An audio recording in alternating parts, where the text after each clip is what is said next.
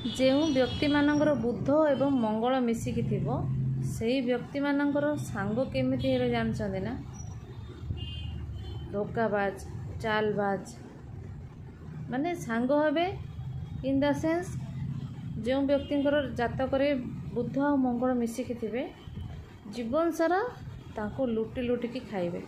ଏହି ପ୍ରକାର ଧୋକାବାଜ ଶତ୍ରୁ, ମାନେ ଶତ୍ରୁ ମଧ୍ୟ ମିତ୍ର ବେଶରେ ଆସିକି ଏହି ବ୍ୟକ୍ତିମାନଙ୍କ ସହିତ ସାଙ୍ଗ ହେବେ।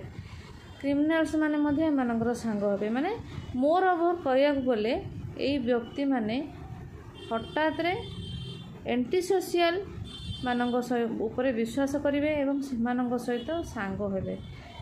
ଯଦି ଏହି ପ୍ରକାର ଯୋଗ ଆପଣଙ୍କ ଜାତକରେ ଅଛି ଏବଂ ଆପଣ କିଛି ଅନୁଭବ କରୁଛନ୍ତି ଯେ ଆପଣଙ୍କର ସାଙ୍ଗସାଥିରେ କିଛି ଖରାପ ଅଛି, ସାଙ୍ଗସାଥିମାନେ ଆପଣଙ୍କୁ ଧୋକା ଦେଉଛନ୍ତି, ଆପଣଙ୍କୁ ଚିଟିଂ କରୁଛନ୍ତି କିମ୍ବା ଆପଣଙ୍କର ସମାଜରେ ଗୋଟେ ଖରାପ ଛବି ଅଛି, ତେବେ ଆପଣ ଇମିଡ଼ିଏଟଲି କ'ଣ କରିବେ?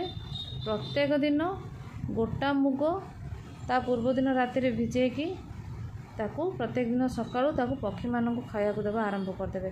ଆପଣଙ୍କର ବୁଧ ମଙ୍ଗଳ ଯୋଗୁଁ ଯେଉଁ ଖରାପ ପ୍ରଭାବ ପଡ଼ୁଥିବ ଆପଣଙ୍କ ଉପରେ ତାହା କଟିଯିବ।